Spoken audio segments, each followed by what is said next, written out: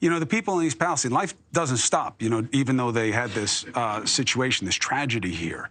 And it's Halloween now, and you see it, and it's, you know, it's a little weird, right? Because they have the Halloween decorations up, which are always kind of a little macabre, right? And here you are in a place where they're actually worried about whether or not they're going to make it through here healthy. And Shelby played with that in the front, that, like, you know, she has different people. One is like kind of like a big scarecrow, and she's like still waiting for testing. And then one of them is like a dead scarecrow, and she's like waited too long for testing. And then there's like a skeleton. And it's a macabre joke, but that's the morbid mentality that they have to figure out how to live with.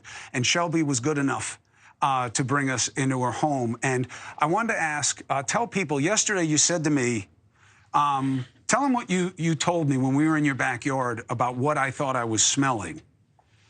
So it's like a sweet chemical smell. And yesterday it was very, very bad. I hated that you guys were even there to experience that. But yesterday was like day one all over again. The smell was so bad. And you called the hotline. The EPA has given you a hotline when you smell something like that. Yes. And I know how you guys feel about the hotline, but I'm giving them the benefit of the protocol, right? That there is a number.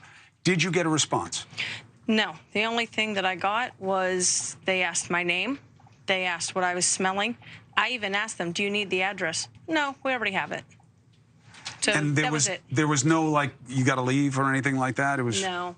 We'll report it. All right, so let's do this. I want you to see where Shelby lives and get a sense of, you know how people speak like in metaphor, like, wow, it was right in our backyard. This was literally right in her backyard. That's where that tanker sat, right up against that tree, which is the end of my property line. I mean, I could hit the work site with a football.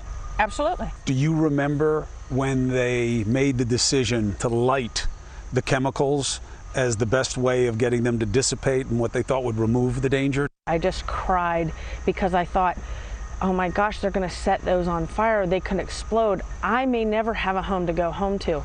Now today, I wish that would have been the case. I wish my house would have caught fire that day and I would have lost everything. And when people say, well, then leave.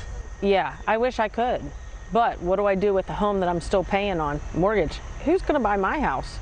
It's sitting right here in this whole contaminated pile. I am now on an inhaler that I've never had to have before. I have a hard time breathing. Some days are worse than others.